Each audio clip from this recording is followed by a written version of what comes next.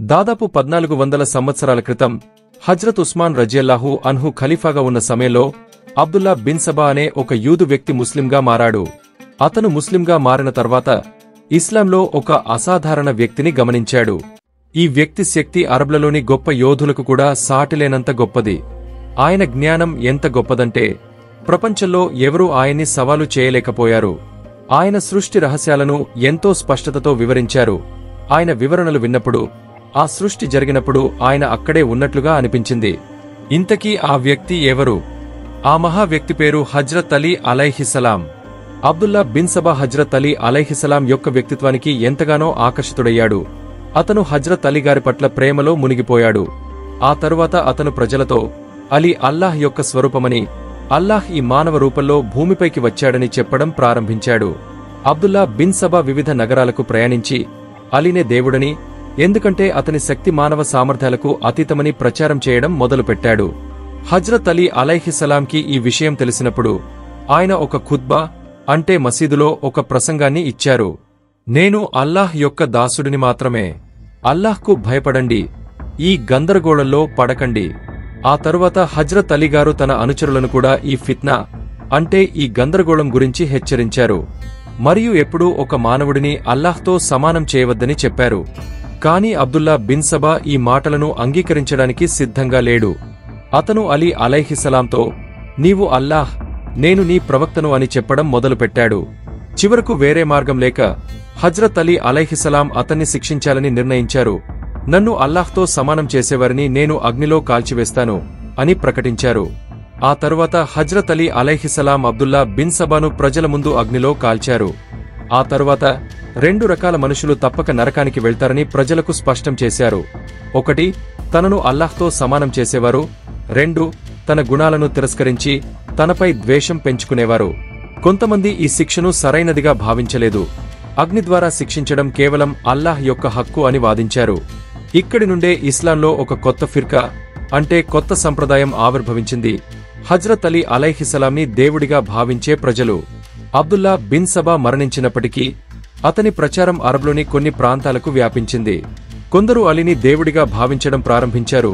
Hazrat Ali గారు Abdullah bin సబాకు ఇచ్చిన శిక్షను ఆధారంగా చేసుకుని అల్లాహ్ తప్ప ఎవరూ అగ్నితో శిక్షించలేరు, కాని అలీ అలా చేశారు కాబట్టి ఆయనే దేవుడు అని వాదించారు. ఈ ఫిత్నా మరింత వ్యాపించింది. కాని హజ్రత్ అలీ అలైహిస్సలాం యుద్ధాలలో నిమగ్నమై ఉండటం వల్ల ఈ విషయం గురించి పూర్తిగా దృష్టి పెట్టలేకపోయారు. ఎందుకంటే ఆ సమయంలో ముఆవియా ఇస్లాంను నాశనం చేయడానికి ప్రయత్నిస్తున్నాడు, అలీ ఇస్లాంను కాపాడుతున్నారు. చివరకు హజ్రత్ అలీ అలైహిస్సలాం షహీదయ్యారు. ఆయన మరణం తర్వాత అలీని దేవుడిగా భావించే ఫిర్కా ఈ భావనను మరింత వ్యాపింపజేసింది. అలీ మరణించలేదని, ఆయన అల్లాహ్ యొక్క స్వరూపమని, తిరిగి వస్తారని చెప్పడం ప్రారంభించారు.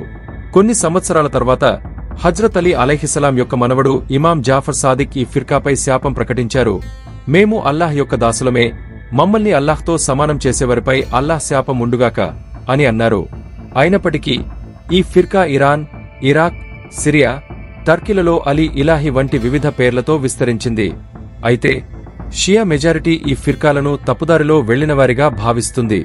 ఈ ఫిర్కా ఆవిర్భావానికి కారణమైన అబ్దుల్లా బిన్ సబా ఒక యూదుడు.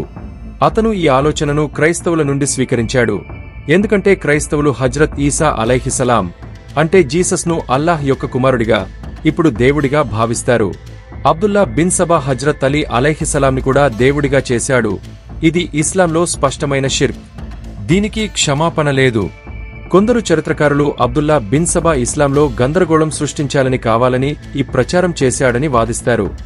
దాదాపు 1400 సంవత్సరాల క్రితం అల్లాహ్ తన ప్రవక్త మొహమ్మద్ సల్లల్లాహు అలైహి వసల్లంపై మొదటి వహీ అంటే దైవ సందేశం అవతరింపజేయబోతున్నప్పుడు అల్లాహ్కు తన ప్రియమైన ప్రవక్త మానవజాతి కోసం ఒక దయగా ఉంటాడని తెలుసు. కాని అల్లాహ్ తన ప్రవక్త స్వయంగా యుద్ధాలలో పాల్గొని ప్రజలను సంహరించడం ఇష్టపడలేదు. ఎందుకంటే అలా చేస్తే ప్రపంచం ఆయన పాత్రపై విమర్శలు చేసేది. అందుకే అల్లాహ్ ప్రవక్త రక్షణ కోసం అలీ ఇబ్నే అబీ తాలిబ్ అనే సింహాన్ని సృష్టించాడు. సంవత్సరం 600 ఈసవిలో సయ్యిదా ఫాతిమా బింతే అసద్ అనే గొప్ప స్త్రీ తన గర్భం చివరి దశలో ఉండగా కాబా వైపుకు వచ్చింది. ఆ తరువాత ఆమె కాబాలో ఒక అద్భుతమైన కుమారుడికి జన్మనిచ్చింది. ఆమె ఈ శిశువుతో కాబా నుండి బయటకు వచ్చినప్పుడు ప్రవక్త మొహమ్మద్ సల్లల్లాహు అలైహి వసల్లం ఆ శిశువును తన ఒడిలోకి తీసుకుని అతనికి అలీ అని పేరు పెట్టారు. దీని అర్థం ఉన్నత గౌరవం కలవాడు. ఈ రోజు మనం గనుక కాబాను చూస్తే దాని రుక్కున్ లేదా యమనీ స్తంభం వైపు కొన్ని పగుళ్లు కనిపిస్తాయి. ఇవి సౌదీ ప్రభుత్వం కాలానుగుణంగా రిపేర్ చేసింది, కానీ అవి ఇప్పటికీ పూర్తిగా తొలగలేదు. షియా విశ్వాసం ప్రకారం ఈ పగుళ్లు హజ్రత్ అలీ అలైహిస్సలాం జననం వల్ల వచ్చాయి. చరిత్ర గ్రంథాలలో సయ్యదా ఫాతిమా కాబాలోకి వచ్చినప్పుడు కాబా గోడ ఒకటి విరిగి ఆమె లోపలికి ప్రవేశించింది. తర్వాత ఆ గోడ మళ్లీ అతుక్కుంది. అప్పటి నుండి ఈ పగుళ్లను ఆ సంఘటనకు నిదర్శనంగా భావిస్తారు. హజ్రత్ అలీ అలైహిస్సలాం జన్మించినప్పుడు ప్రవక్త మొహమ్మద్ సల్లల్లాహు అలైహివసల్లం అతన్ని అబూ తాలిబ్ నుండి అడిగి తీసుకున్నారు. అలీని ప్రవక్త మరియు సయ్యదా ఖదీజా రజియల్లాహు అన్హా పెంచారు. మొదటి వహీ అవతరించినప్పుడు అలీ వయస్సు సుమారు 10 సంవత్సరాలు. ప్రవక్త అతన్ని అడిగారు, అల్లాహ్ ఒక్కడేనని, నేను ఆయన రసూల్నని నీవు సాక్ష్యం ఇస్తావా? వెంటనే అలీ అలైహిస్సలాం, నేను విగ్రహారాధన చేయను, అల్లాహ్ ఒక్కడేనని, మీరు ఆయన చివరి ప్రవక్త అని సాక్ష్యం ఇస్తున్నానని అన్నారు. ప్రవక్త, ఈ మిషన్లో నీవు నాకు సహాయం చేస్తావా అని అడిగారు. వెంటనే అలీ, ఓ అల్లాహ్ యొక్క ప్రవక్త, నేను నీకు సహాయం చేస్తానని అన్నారు. ఆ తర్వాత 3 సంవత్సరాలు ప్రవక్త, అలీ, సయ్యదా ఖదీజా మాత్రమే ఇస్లాంను అనుసరించారు. ఏ ఒక్కరూ వారితో కలవలేదు. అనంతరం అల్లాహ్ ఆదేశంతో ప్రవక్త ప్రవక్తత్వాన్ని ప్రకటించారు. మక్కా కాఫిర్లు ఆయనను హేళన చేసేవారు, కాని అలీ వారి ముందు ధైర్యంగా నిలబడేవారు. కాఫిర్లు, ఈ చిన్న పిల్లవాడు మమ్మల్ని ఏం చేయగలడని నవ్వేవారు. అల్లాహ్కు వారి మాటలు నచ్చలేదు. అందుకే ఆయన అలీకి అరబ్ యోధులను సైతం ఓడించే శక్తిని ఇచ్చాడు. అలా హజ్రత్ అలీగారు జంగే బదర్, ఉహుద్, ఖందక్, ఖైబర్ వంటి గొప్ప గొప్ప యుద్ధాలలో ఎందరో యోధులను సంహరించారు. ప్రవక్త సల్లల్లాహు అలైహివసల్లం అలీని ఎల్లప్పుడూ తన వెంట ఉంచుకుని ఆయనతో రహస్య చర్చలు జరిపేవారు. అలా ఒకానొకసారి ప్రవక్త సల్లల్లాహు అలైహివసల్లం గారు ఇలా అన్నారు, అలీ నాకు చెందినవాడు, మరియు నేను అలీకి చెందినవాడిని. నేను మరియు అలీ ఒకే నూర్ నుండి సృష్టించబడ్డాము. అలీ మాంసం నా మాంసం, అతని రక్తం నా రక్తం, అతని ఆత్మ నా ఆత్మ. అలీని అవమానించినవాడు నన్ను అవమానించినవాడవుతాడు. నేను ఎవరికి మౌలానో అలీ కూడా వారికి మౌలా. నేను జ్ఞానం యొక్క నగరమైతే అలీ దాని ద్వారం. అలీ సత్యంతో ఉంటాడు, సత్యం అలీతో ఉంటుంది. అలీ ఖురాన్తో ఉంటాడు, ఖురాన్ అలీతో ఉంటుంది. అలీ ఈ ఉమ్మత్లో నా సోదరుడు, నా వారసుడు, నా ప్రతినిధి. అలీ ఖురాన్ను అత్యంత గొప్పగా అర్థం చేసుకునేవాడు. స్వర్గం మరియు నరకాన్ని వేరు చేసేవాడు. అలీను మోమిన్లు అంటే విశ్వాసులు మాత్రమే ప్రేమిస్తారు. మునాఫిక్లు అంటే కపటులు మాత్రమే ద్వేషిస్తారు.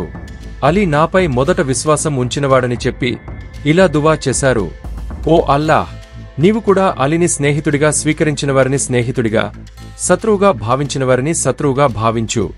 ఈ హదీసులన్నీ ప్రవక్త సల్లల్లాహు అలైహివసల్లం గారు హజ్రత్ అలీ అలైహిస్సలాం గురించి చెప్పారు. ఒకసారి ఆయన ఇలా అన్నారు, అల్లాహ్ నన్ను నలుగురిని ప్రేమించమని ఆదేశించాడు. ఆయన కూడా వారిని ప్రేమిస్తాడని, మీరు కూడా ప్రేమించాలని చెప్పాడు. ఆ నలుగురిలో మొదట 3 సార్లు అలీ పేరును చెప్పారు. తర్వాత అబూజర్, సల్మాన్ ఫార్సీ, మిఖ్దాద్ అనే పేర్లు చెప్పారు.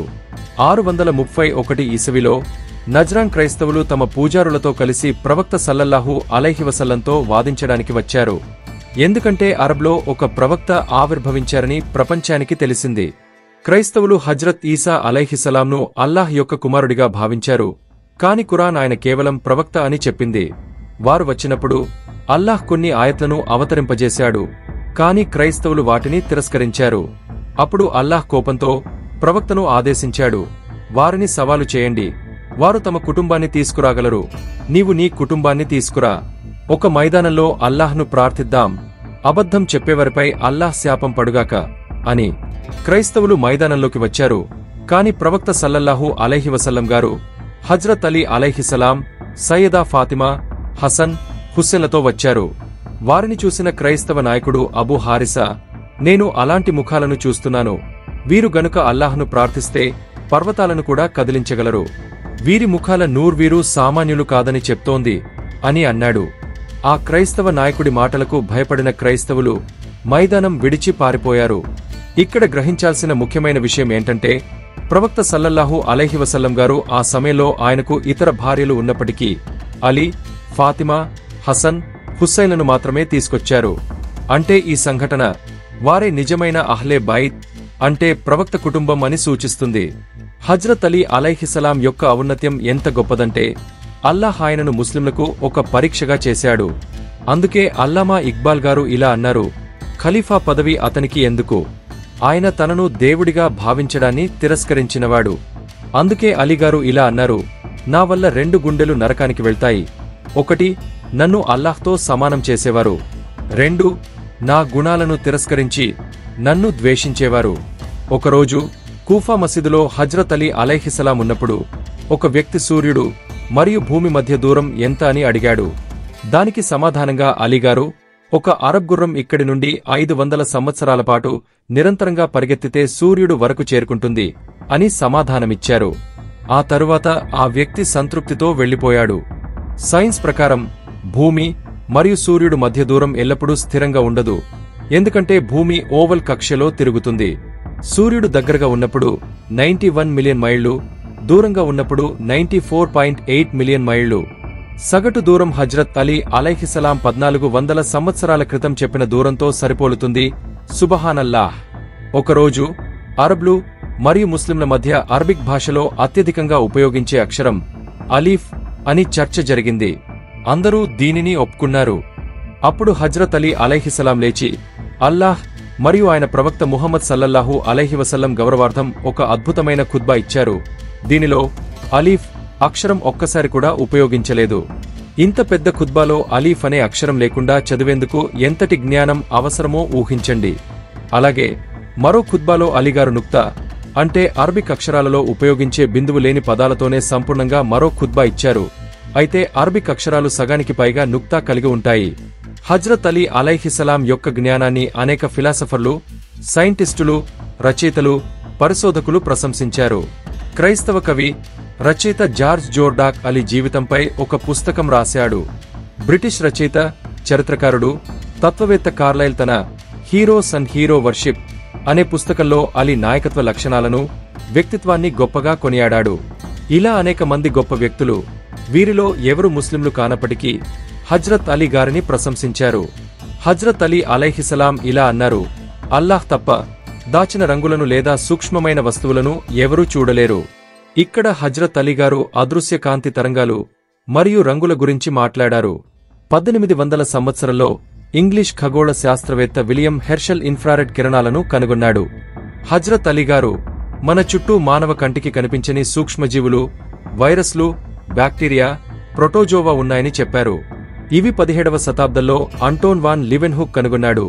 కానీ హజ్రత్ అలీ గారు దీనిని 1400 సంవత్సరాల క్రితమే చెప్పారు. అంతేకాకుండా అంతరిక్షం నుండి వచ్చే శబ్దాలు, cosmic microwave background radiation.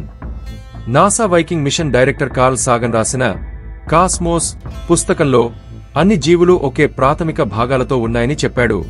Hazrat Ali అలైహిస్సలాం తన నహ్జుల్ బలాగాలో అదే విషయాన్ని 1400 సంవత్సరాల క్రితం చెప్పారు. హజ్రత్ అలీ గారు మరో ఖుత్బాలో భూమి మరియు ఆకాశం యొక్క 7 పొరలు సముద్రం నుండి ఉద్భవించాయని చెప్పారు. ఆధునిక సైన్స్ 40 సంవత్సరాల క్రితం 7 పొరల సిద్ధాంతాన్ని troposphere, stratosphere, ozonosphere, mesosphere, thermosphere, ionosphere, exosphere ధృవీకరించింది. హజ్రత్ అలీ గారు భూమి వాతావరణం సముద్రం నుండి ఉద్భవించిందని చెప్పారు. ఇది జియాలజిస్టులు ఇప్పటికీ పరిశోధిస్తున్న సిద్ధాంతం. హజ్రత్ అలీ గారు పర్వతాల మూలాలు అంటే మౌంటైన్ రూట్స్ గురించి కూడా ముందే చెప్పారు. ఇదే విషయాన్ని 19వ శతాబ్దంలో బ్రిటిష్ సైంటిస్టులు భారతదేశంలో కనుగొన్నారు. ఇవన్నీ హజ్రత్ అలీ అలైహిస్సలాం గారి జ్ఞానం యొక్క ఒక సంగ్రహం మాత్రమే. ఆయన సృష్టి, సమయం, భౌతిక శాస్త్రం, గణితం, తత్వశాస్త్రం వంటి అనేక విషయాలపై మాట్లాడారు. సహాబాలు అంటే ప్రవక్త గారి సహచరులు ఏ సమస్యనైనా అలీని అడిగేవారు. అనేక మంది హజ్రత్ అలీ గారి జ్ఞానాన్ని సవాలు చేశారు, కాని ఎప్పుడూ గెలవలేకపోయారు. హజ్రత్ అలీ గారు ఇలా అన్నారు, నా గుండెలో అపారమైన జ్ఞానం దాగ ఉంది. దానిని స్వీకరించే వ్యక్తి దొరకాలని కోరుకుంటున్నాను. ఖందక్ యుద్ధంలో హజ్రత్ సాద్ బిన్ ముఆజ్ అనే సహాబీ గొప్ప ధైర్యంతో కాఫిర్లతో పోరాడాడు. అకస్మాత్తుగా ఒక బాణం అతని చేతికి తగిలింది. సహాబా అతన్ని తక్షణం ఒక గుడారంలోకి తీసుకెళ్లి చికిత్స చేశారు. చికిత్స సమయంలో సాద్ ఇలా అన్నాడు, ఓ అల్లాహ్, నీ ప్రవక్తకు ఇక బనీ ఖురైజా నుండి ప్రమాదం లేకపోతే నాకు ఇప్పుడే మరణం ఇవ్వు. ఆ ప్రార్థన వెంటనే అంగీకరించబడింది. అతని గాయం నుండి రక్తం కారడం ప్రారంభమై సాద్ షహీద్ అయ్యాడు. సహాబా అతని సమాధిని తవ్వడం ప్రారంభించారు. కాని అతన్ని ఖననం చేయకముందే సమాధి నుండి సుగంధం వచ్చింది. అప్పుడు ప్రవక్త సల్లల్లాహు అలైహి వసల్లం ఇలా అన్నారు, సాద్ను చూడడానికి 70,000 దేవదూతలు వచ్చారు. అతని మరణంతో అల్లాహ్ సింహాసనం కదిలిపోయింది. ఒక సహాబీ మరణంతో అల్లాహ్ సింహాసనం అంటే యూనివర్స్ సమతుల్యతను నిలబెట్టే సింహాసనం కదిలిపోయిందంటే ఆ సహాబీ హోదా ఎటువంటిదో ఊహించండి. అయితే సాద్ బిన్ ముఆజ్ మరణంతో ఇలా జరిగితే ప్రవక్త సల్లల్లాహు అలైహి వసల్లం గారు ఎవరినైతే అతను నాకు చెందినవాడు, నేను అతనికి చెందినవాడినని అల్లాహ్ కూడా ప్రేమించే వ్యక్తి మరణంతో ఏమి జరిగి ఉంటుంది? ఊహించలేము. ఆ వ్యక్తి హజ్రత్ అలీ అలైహిస్సలాం. 661 ఈసవిలో హజ్రత్ అలీ అలైహిస్సలాం ఖుత్బాలు మారిపోయాయి. వారు భవిష్యత్తు గురించి హెచ్చరించడం ప్రారంభించారు. ఆయన ఇలా అన్నారు, ఓ ప్రజలారా, నన్ను కోల్పోయే ముందు మీరు అడగాలనుకున్నది అడగండి. అల్లాహ్ సాక్షిగా నాకు గతం మరియు భవిష్యత్తుల జ్ఞానం ఉంది. నాకు భూమి కంటే ఆకాశ మార్గాలు ఎక్కువగా తెలుసు. మీరు నా జ్ఞానాన్ని గ్రహించలేరు. నా గుండెలో దాగిన జ్ఞానం బయటపడితే మీరు వణికిపోతారు అని అంటారు.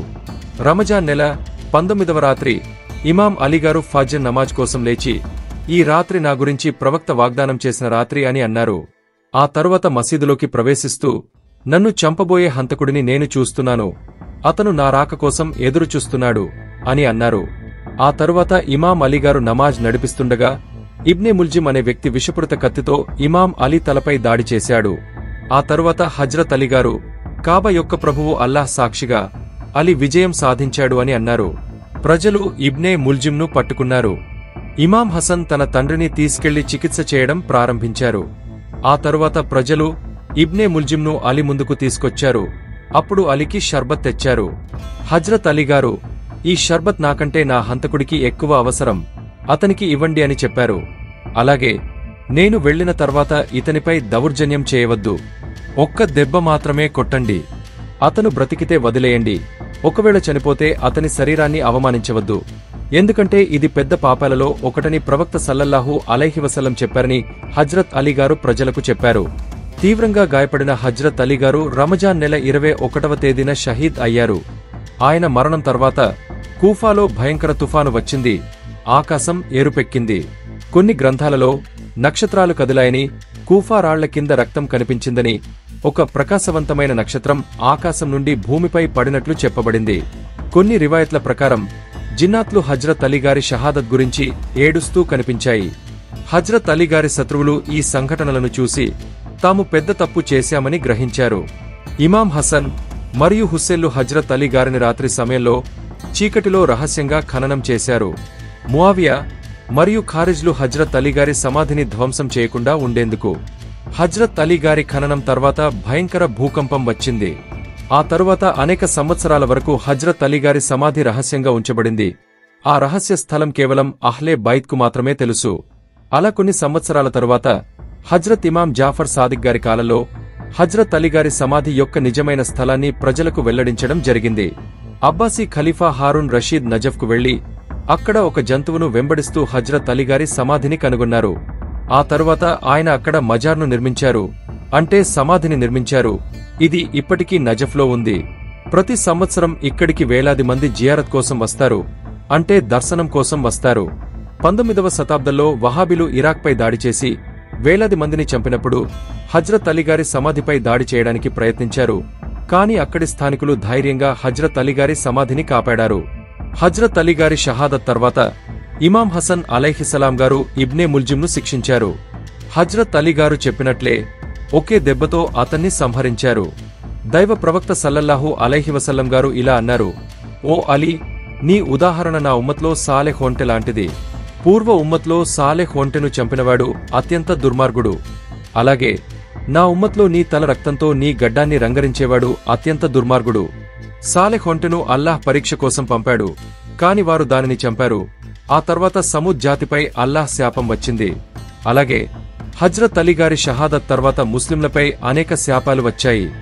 మొదటి శాపం జాలిం పాలకుల రూపంలో వచ్చింది. అల్లాహ్ ఖురాన్లో ఇలా చెప్పాడు, మేము కొందరు కాఫిర్లను ఇతరులకు సమీపంగా ఉంచుతాము. ముఆవియా, యజీద్ వంటి పాలకులు ముస్లింలపై అనేక దౌర్జన్యాలు చేశారు. నమాజ్లు మార్చబడ్డాయి, అవినీతి సర్వసాధారణమైంది. ఆస్తులు అక్రమంగా లాక్కోబడ్డాయి. వ్యతిరేకించిన వారి గొంతులు కోయబడ్డాయి. ఇది ఇస్లాం యొక్క అత్యంత చీకటి యుగంగా పరిగణించబడింది.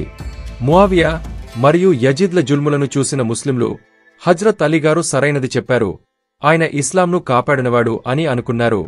హజ్రత్ అలీ ముందుగానే హెచ్చరించారు, మీ చర్యలే మీపై విపత్తులు తెస్తాయి.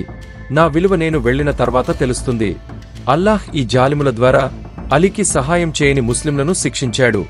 రెండవ శాపం ఇస్లామిక్ సామ్రాజ్యం బలహీనపడటం. రోమన్, పర్షియన్ సామ్రాజ్యాలను ఓడించిన ఇస్లామిక్ సామ్రాజ్యం మెల్లమెల్లగా క్షీణించింది. అంతర్యుద్ధాలు. బను ఉమయ్యా ఖిలాఫత్ ముగిసింది. అబ్బాసీ ఖిలాఫత్ వచ్చి ముగిసింది. మంగోలుల దాడితో ఇస్లామిక్ సామ్రాజ్యం ధ్వంసమైంది. ముస్లింలు ఇప్పటికీ ఖిలాఫత్ను తిరిగి స్థాపించలేకపోయారు. మూడవ శాపం షియా, సున్నీల మధ్య విభజన. ఇది ఇప్పటికీ ముస్లింలను ఫిర్కాలుగా విభజించింది. దీనివల్ల ప్రతి సంవత్సరం లక్షలాది ముస్లింలు షహీద్ అవుతున్నారు. అల్లాహ్ తబారక్ వతాలా మనల్ని హుజూర్ ముహమ్మద్ సల్లల్లాహు అలైహి వసల్లం గారు చూపిన సత్య మార్గంలో నడపాలి. ఆమీన్. అందరూ కామెంట్ సెక్షన్లో ఆమీన్ అని తప్పక రాయండి. ఈ వీడియో మీకు నచ్చినట్లయితే లైక్ చేసి షేర్ చేయండి. ఇలాంటి మరిన్ని వీడియోస్ కోసం మా ఈ ఛానల్ను సబ్స్క్రైబ్ చేసుకోండి. Yours voice of Islam Telugu.